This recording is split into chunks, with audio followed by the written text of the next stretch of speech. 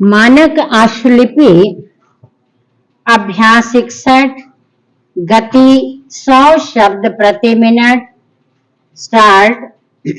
सभापति महोदय, लोकपाल विधेयक शीघ्र ही संसद में लाया जाएगा। सरकार इस विधेयक के प्रारूप के बारे में विरोधी दलों और संबद्ध एजेंसियों से विस्तार से बातचीत कर रही है। मैं मंत्री महोदय की इस घोषणा का भी स्वागत करता हूं, जो उन्होंने दल बदल विरोधी कानून पर आयोजित एक विचार गोष्ठी में की। मंत्री महोदय ने कहा कि सरकार प्रजातांत्रिक सिद्धांतों को हर कीमत पर मजबूत बनाने के लिए प्रतिबद्ध है। नई सरकार जब बनी तो उसने इस दिशा में सबसे पहला कदम दल बदल विरोधी कानून बनाकर उठाया। जैसा कि आप सब जानते हैं, दल बदल हमारी राजनीति में कोड बन गया है। इससे ना तो सत्तारूढ़ दल और ना ही विरोधी दल अछूते रहे हैं। मतदाताओं को भी दल बदल के द्वारा समय समय पर धोखा दिया जाता रहा है। लोग जीतते किसी एक दल के माध्यम से हैं, लेकिन बाद में अपनी स्वार्थ पूर्ति के लिए या किन्हीं अन्य कारणों से दूसरे दल में चले जाते हैं। मतदाता लाचार सा यह सब देखता रहता है, लेकिन कुछ भी नहीं कर सकता। दल बदल विरोधी कानून लाकर सरकार पूरी कोशिश करेगी कि लोकतंत्र को साफ सुथरा, स्वच्छ, स्वस्थ व मजबूत बनाया जाए। पैरा सबसे पहले मैं यह स्पष्ट करना चाहता हूं कि कानून किसी भी तरह से राजनीतिक स्वार्थ पूर्ति के लिए नहीं है। इसका राजनीतिक लाभ नहीं उठाया जाएगा। कुछ लोगों में इस बारे में आज भी संशय है, लेकिन मैं चाहता हूं कि वह अपने मन से संशय को हटा लें।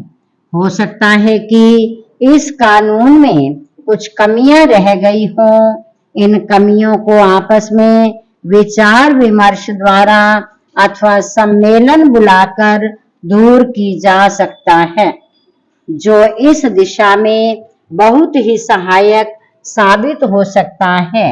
यह खुशी की बात है कि आज सत्तारूढ़ दल और विरोधी दल सभी यह चाहते हैं कि दल बदल विरोधी कानून पूरी तरह से प्रभावी बने और इसका निष्ठा से पालन हो।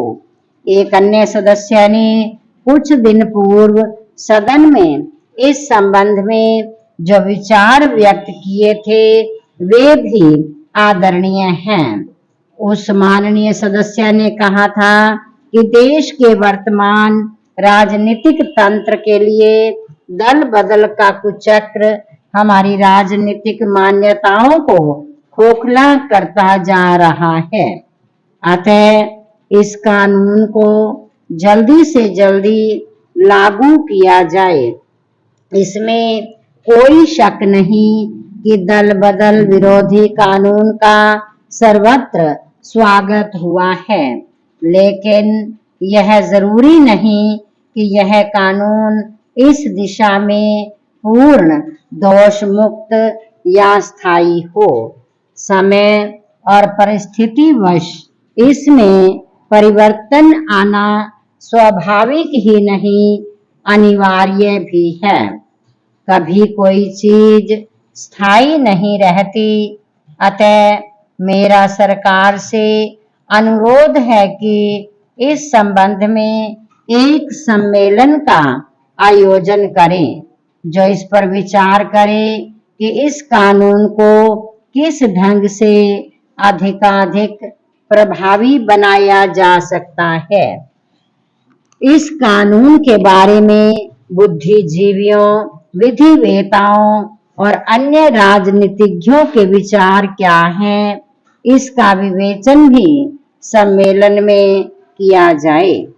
इस विचार गोष्ठी की एक रिपोर्ट भी सरकार को विचारार्थ भेजी जाए। पूर्ण विराम।